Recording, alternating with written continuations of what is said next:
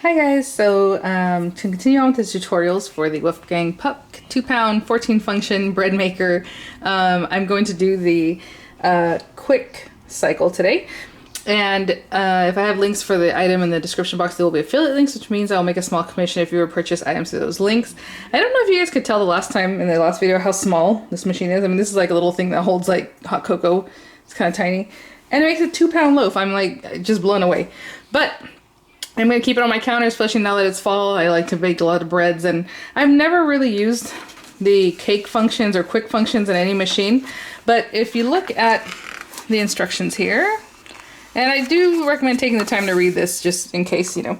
But the quick mode, usually in my other machines, if there's a turbo mode or a fast mode, it's to make bread, but they don't allow it to rise as long, so it's a quicker, you know, maybe 2-hour cycle instead of a 3-hour cycle. There is one kind of like that further down, which would be the ultra fast. It says it is used to make yeast breads, such as focaccia and quick dinner rolls. But there, you know, if you want a more nicer looking loaf, you don't want to use that. But it also says to use rapid rise yeast. So we will try that out. I always use the same yeast, even on my other machines when I use the turbo mode. So I'm still going to try it. I'll still use my regular yeast that I have. But for today, the quick mode says the mode is used to make baked goods such as banana bread, brownies, coffee, cake, etc. I don't know why you would want to put brownies in here because it's going to make it like this tall and thick. I really don't. Maybe you can tort it and put something in between. I don't know. But this setting should not be used if your recipe contains yeast, and it says is no rise time. Typically, the recipes will call for baking powder or baking soda or both. So the recipe I'm using today does ask for baking soda, and I'll talk about that in just a minute. The difference between the quick cycle, which is what we're using today, and the cake cycle is that the cake mode, it says, is used for recipes such as carrot or chocolate cake containing baking powder or baking soda rather than yeast to make cake rise.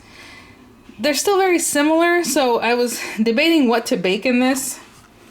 So I am going to make a bread, but it's going to be a pumpkin bread since we're in the fall, and I was thinking about making a hummingbird cake because I think that would work out really well. But I think what I'll do with the hummingbird cake is make it in the cake cycle. And I think the cake cycle is just a little bit longer than this one. We'll go through it just so you have a better idea. Those are very similar cycles is all I'm trying to say.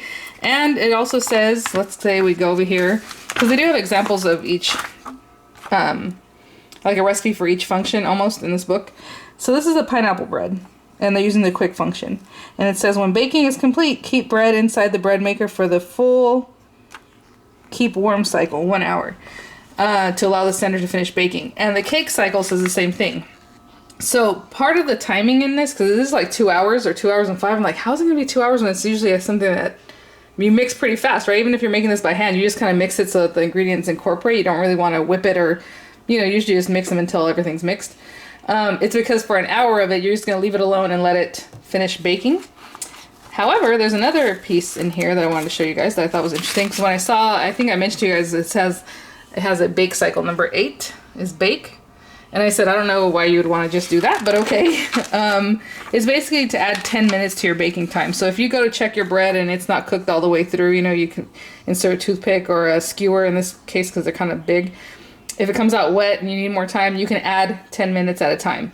So that's the mode 8 bake cycle. So I'm not going to do the video on just that because I don't need to, but let's say at the end of this cycle, before it goes to keep warm, it still looks like it's pretty raw. I would hit it for another 10 minutes, if not 20, you know. Cakes like this, they have a lot of liquid and they're very thick, so you always want to cook them all the way through and make sure that that's cooked through. So I'm going to put this on a tripod. I just wanted to chat with you guys about this and that, so I was going back and forth.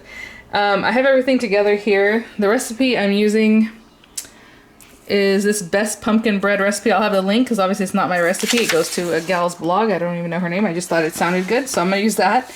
This is the hummingbird cake recipe I'm going to use.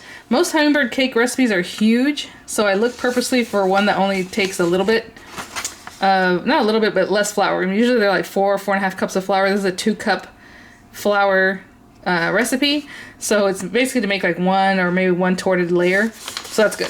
That's kind of what I wanted. You can still put 4 cups in here. This thing will take 4 cups of flour, no problem, but I just didn't want to make that big cake because usually, you know, hummingbird cake is like layered up. It has a cream cheese frosting and it's just really decadent.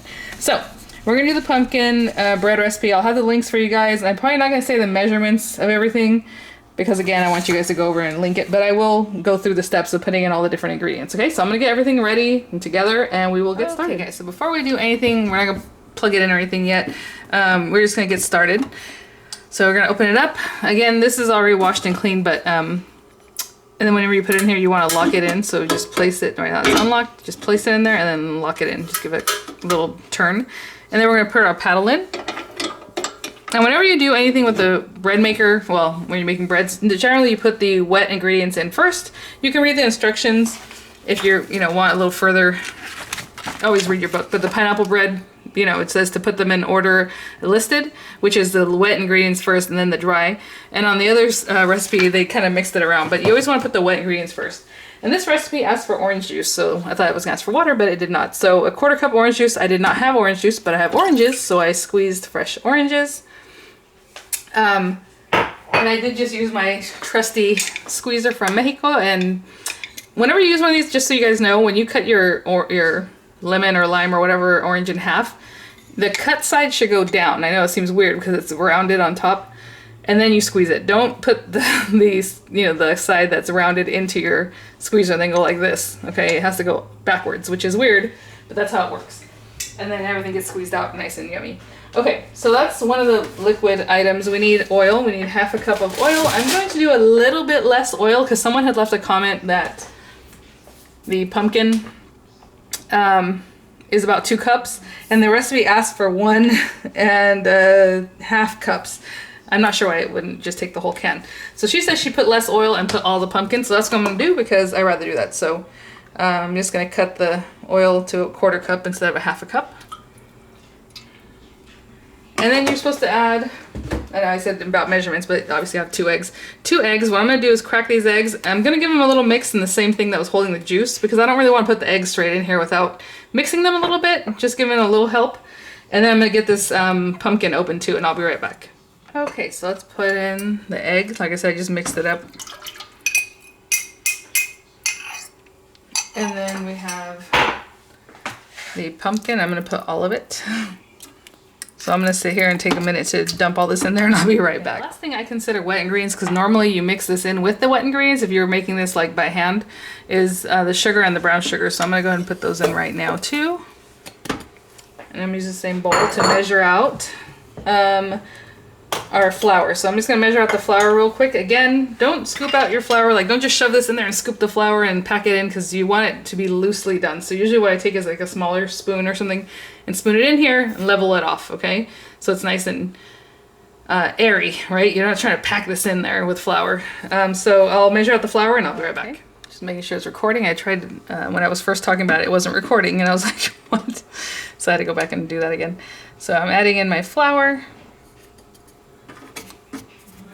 I would have used a different receptacle. I just didn't want to dirty any more items. And to be honest, I would just pour it in here if I was measuring this, but since I'm on the camera and using different things where I would just put it right in there. Okay, so we have our flour and then we need our baking soda. And so I'll add that in. And then cinnamon and then a mix of, so baking soda, that's what's gonna be helping this leaven. We have quite a bit of cinnamon. It asks for 2 teaspoons, so that's a good amount of cinnamon. And then she has a mix of different spices, which is nutmeg, cloves, and ginger, but she gives a tip if you don't want to measure all those out, or if you don't have them all, you can use pumpkin pie spice, which I normally don't have, but since I do have it, I have this little guy, I need to use it, so I'm going to do 1 teaspoon of that. That's about 1 teaspoon. Okay, I just want to make sure everything's in here. And then our salt.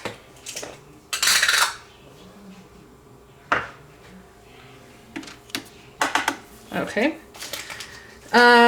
We have the eggs, we have the sugar, everything else in there, pumpkin, the vegetable. All right, everything's in there. So the only other thing I don't have in here is chocolate chips, and that's kind of why I chose this recipe, because I wanted to be able to use this function up here and see if it drops it. If it doesn't drop it, then we're just not going to add them because by that time I won't have known, it'll have mixed and everything already. So she says 2/3 of a cup of semi-sweet chocolate chips or nuts, which I would probably do, but since it's just me and the kids right now, since Matt's still out in Alaska, I am going to just use some chocolate chips. And then I found these because I always have chocolate chips. I buy them just when they're on sale, just so I always have them. Grand chips, semi-sweet chocolate, and they're big. Double the size for extra indulgence, it says. So 2/3 of a cup, but of course I would just eyeball this normally. So this is already in here, nice and clipped in. And I don't know, whatever, I filled it up about halfway. I don't even know if that's 2/3 of a cup, maybe a few more. Let's do a few more, guys. All right, so there we go. Okay, so since I added the nut function or those kind of things, we're gonna have to click that there are nuts in there to know to drop it. So let's turn this on, let me plug it in. And as soon as you plug it in, it just turns on to basic function 1. Sorry guys, let me get all in here. Okay, the light turns on, it's on 1. We're just gonna go to mode, which is 2. And you see it's 2 hours and 35. And then the cake function, I think, is only 2 hours and 5. Actually, well, let's go to it. Let's go to cake function, which is number 6.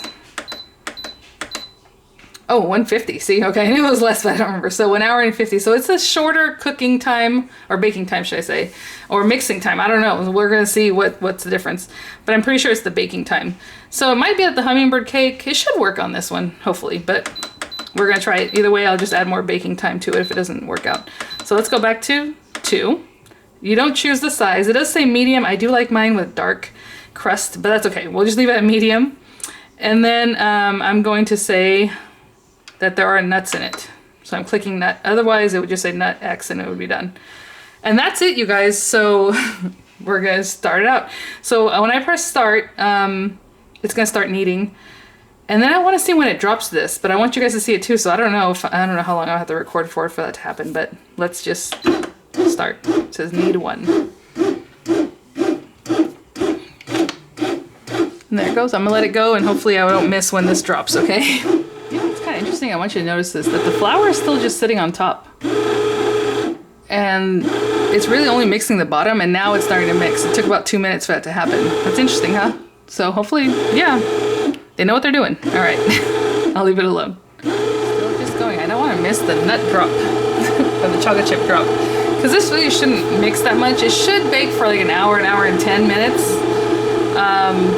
But that would only account for an hour and 10 minutes here. That would leave another hour and 20 minutes, even the cooling hour. So if there's 20 minutes of kneading, it's kind of a lot. So maybe it rests for some reason. I don't know. I'm wondering if maybe 10 minutes accounts for like heating up to get hot enough to bake, right? Because that's another thing. It does have to heat up to do that. So right now, I don't even want to open it again just in case that's the time that's going to drop this and then I opened it. So we're just keep an eye on it, okay? We're going to stay here nice and quiet and maybe I'll have to fast forward, but we're going into 5 minutes of mixing. Okay, so that's 5 minutes right there. Oh, I did want to mention the flour.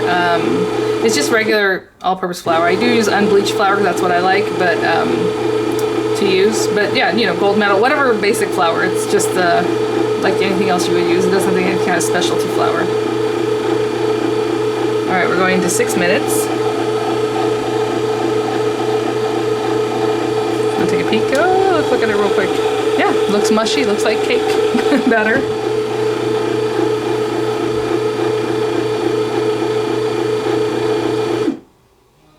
Only because like I haven't used this, so I wouldn't know. Otherwise, I would tell you, oh, it drops the the stuff at 8 minutes or at 7 minutes. I have no idea. So we're gonna stay here and we're gonna watch it.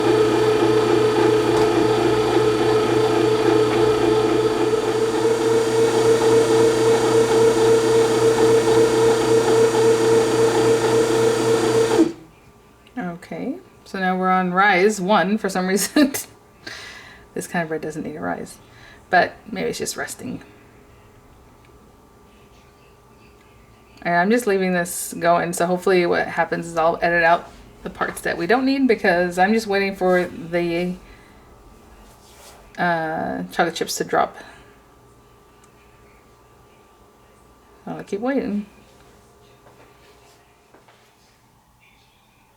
Okay guys, we're at 2:15 and so it's been 20 minutes of like, what, 15 minutes I think it was of mixing, 5 minutes of resting. Still hasn't dropped.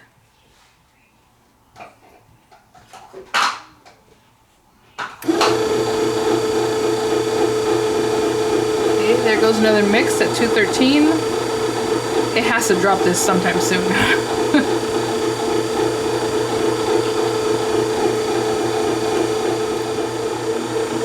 We're at 210 and still has not dropped and it's still mixing.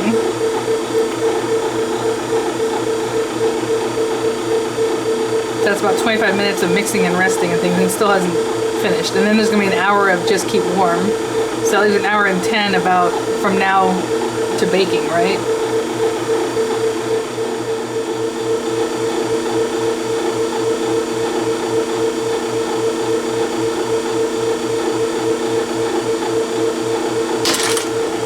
There it goes. Oh my god, that scared me.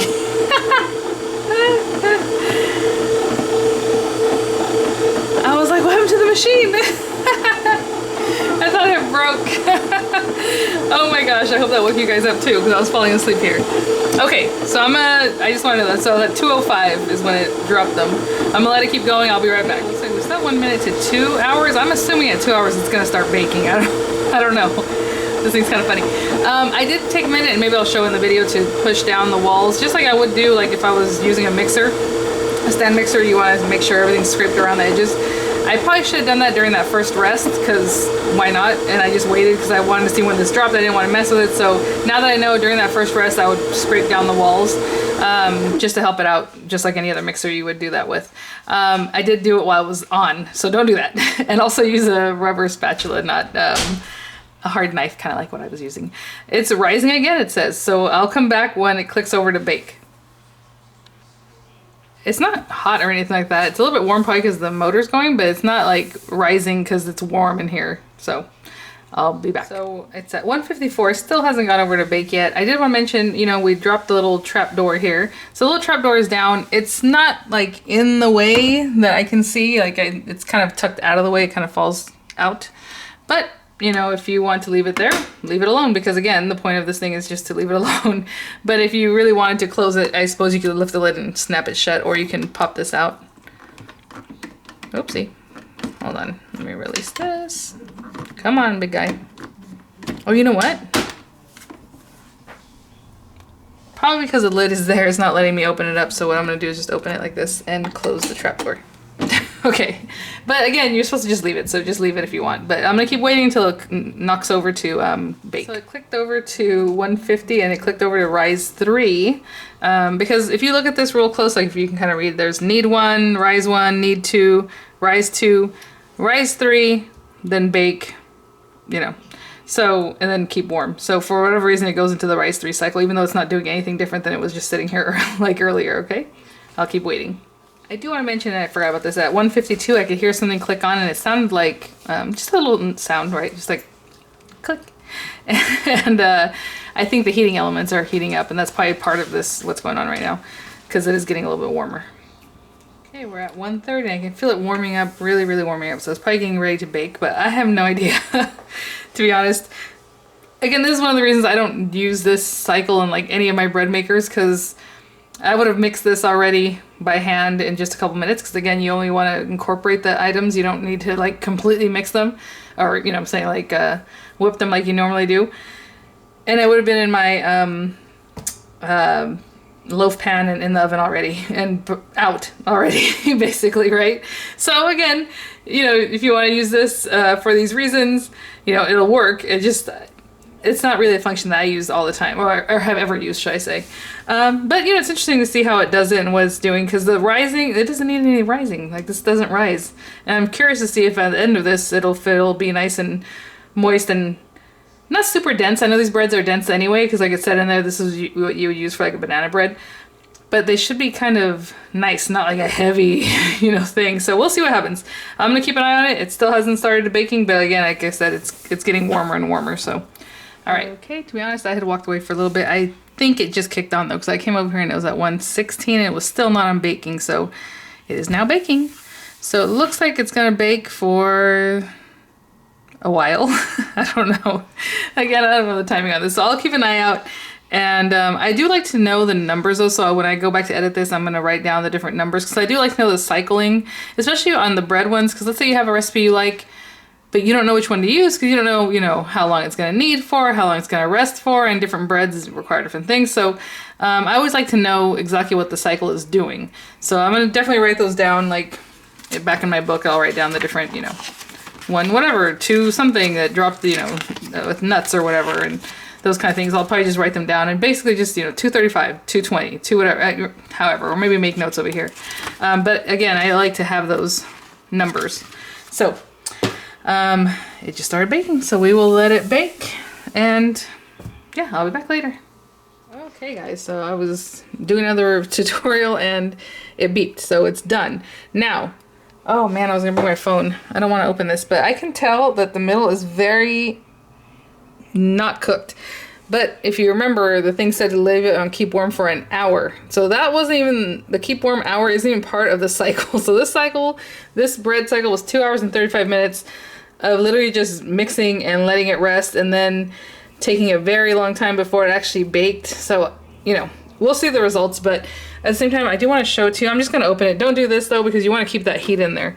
But I'm going to show you. So that very center still looks a little wet. So it says leave it for an hour, and if you guys have like a rice cooker or things like that, whenever you leave it on keep warm, it keeps cooking because it keeps at an even temperature. And then the brown, you know, the rice at the very bottom will start getting darker and darker and darker. So I am gonna leave it alone for an hour. Smells awesome in here, I'm not gonna lie. And I'll come back, but I'm just gonna have to set that timer. Well, you know what? I think it only does an hour, and then maybe it turns off because it says to let it do the full hour, so it acts like it will be on for an hour anyway. But I'll follow up with you guys anyway. So it's 4:28 right now, so like around 5:30 I'll come and look at it and see what's up. Now, if you're baking this and you know for sure like it is really watery, something doesn't look right, you can always just cancel this and then hit your bake cycle, right? The number 8 for 10 more minutes. It's gonna give it 10 more minutes of baking. See what it looks like. And I guess if you really want to, you can probably do that now, but I'm gonna leave it alone and do the hour wait and see what happens. So this just beeped and it turned off on its own. Like, it doesn't say keep warm anymore or anything like that. So I'm gonna open it, I'm gonna check if it's done. I like to use a skewer. Most of the time if it's cake, I'm able to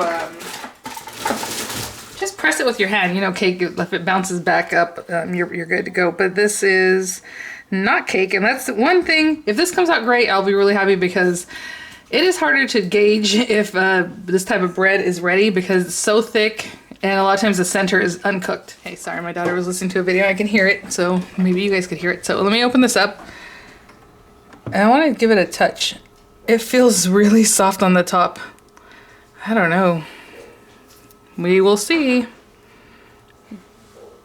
No way, look at this. Woo, and that's after leaving it alone for an hour. I am going to put it on the bake cycle, and that's kind of a bummer because that looks like it's gonna take a long time. Okay, let's look for the bake cycle. 2, 3, 4, 5, 6, 7, 8. I wish I could set it for longer, but it looks like that's it. So I'm gonna press start and let it bake for 10 minutes. I'm probably gonna do it 3 times. There's no way. I mean, this looks like it needs at least another, I don't know how long, to be honest. So I'll probably do it 3 cycles worth. Yeah, I should have checked it, you know what, when it was first done, because I would have hit bake then. It would have been, I think, a better thing to do. But oh well. So I'll probably hit it 2 or 3 times and I'll be back. But again, this is kind of why I don't really use those cycles on a bread maker. I normally stick to the actual bread, you know, like loaves of bread recipes, or cycles. But I'll be back. Okay guys, so this is the end of a second, 10-minute cycle, and once it beeps, because that's what it does at the end of the cycles, or however, it gives you a little beep. I'm just gonna hit it again to bake. I'm not even like really looking at it. I'm just giving it a lot of time. So I'm not gonna open it, I'm not gonna test it again.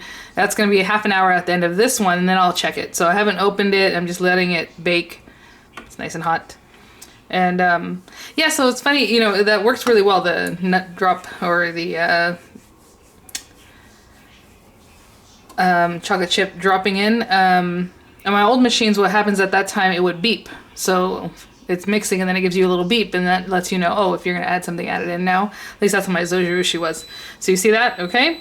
So I'm just gonna hit mode again, or actually we're just gonna, yeah, go back to mode 8 and do it again. And so bake, and I'm just gonna let it go for the 10 minutes. I'll be back. Okay, that's the end of that 3rd time I pressed it, and it's much darker. Let me see. I'm gonna hit it on the outer edge. Still a little too moist for my liking, and then in the middle. Yeah, so I'm gonna give it, oh, sorry, that was loud. Probably 2 more cycles, to be honest. So let's,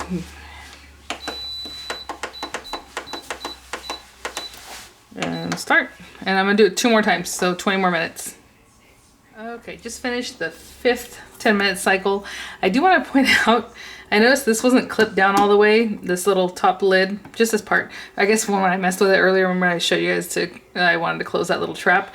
I don't think that made the difference because it's also a vent, so it's not the biggest deal, but you know, you never know. When it's such a small thing, maybe it needs to keep that. So that might be my bad, but I have a feeling it's just, really the baking time was only like 35 minutes. And on these kind of cakes, you usually bake them for an hour. So I think we already knew the baking time was gonna be too little, you know?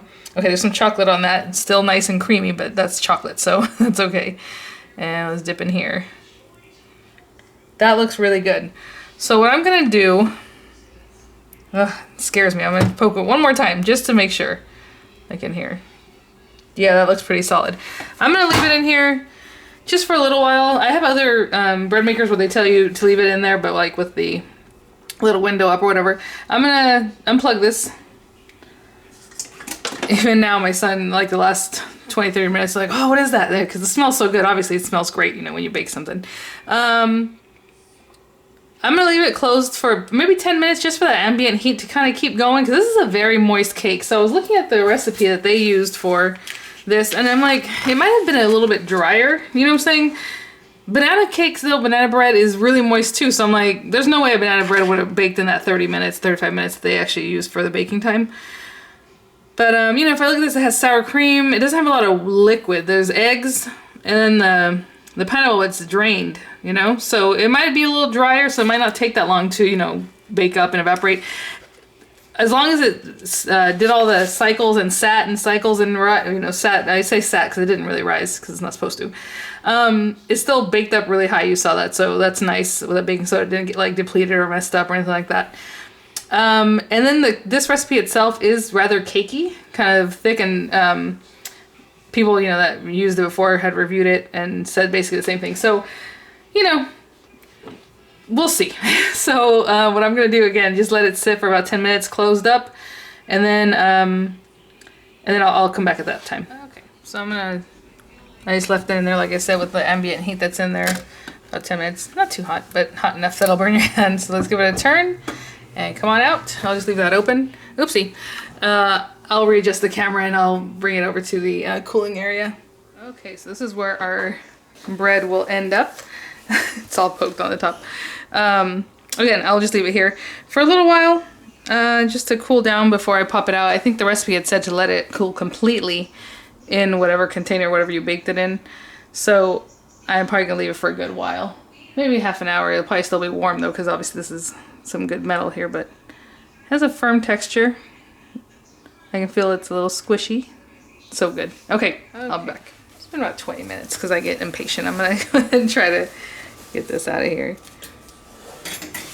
Oh, came right out. Oh, looks cute. And then the paddle actually stayed in here, so I don't have to fish it out. I was gonna say, when it was done doing like all its mixing, it was all in the last rise. If you wanted to dip in there and grab the paddle out, you could do that, so you wouldn't have that, you know, paddle spot down there. Oh! Alright, I'm gonna let this sit here for a while till it cools, and then we'll cut into it, okay? Okay. Not quite cooled yet, but for this kind of thing, I don't mind just letting it cool a little bit before we taste it.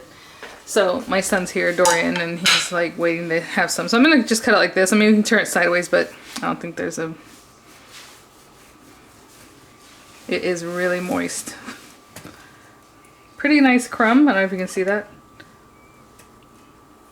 It is really moist. Look at all the steam coming out. So again, it's all that moisture that's in there. Look at that.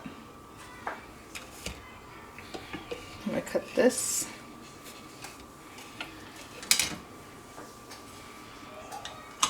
Hold on. Dorian, come here. Let me give you a bite. Yeah, and you can tell me what you think. You know, a little chocolate. I don't know. Here. It's a pumpkin bread. put some butter. Like pumpkin pie in a bread. It tastes like pumpkin pie in a bread. Yeah, let me try this real quick too. So, I mean, it did take a long time for me. Like I said, I've never used this function on any one of my bread makers. And I probably will never again because there's no point. With this kind of thing, I usually just mix it by hand super quickly. I mean, again, you just incorporate the ingredients just so that everything's moist, but not whipping it. And then you put it in your receptacle, you know, whatever, and you bake it up. So, I did it. It took a little longer than we thought. But again, not really a cycle I would use very often. So tomorrow or the next time, I will do the French bread option, which I think is going to be great. And that is a bread, you know. The kind of thing that you would normally need and all that stuff. So, alright guys, thanks for watching. If you have any questions, please leave them. But until then, I'll see you at the next one. Bye now.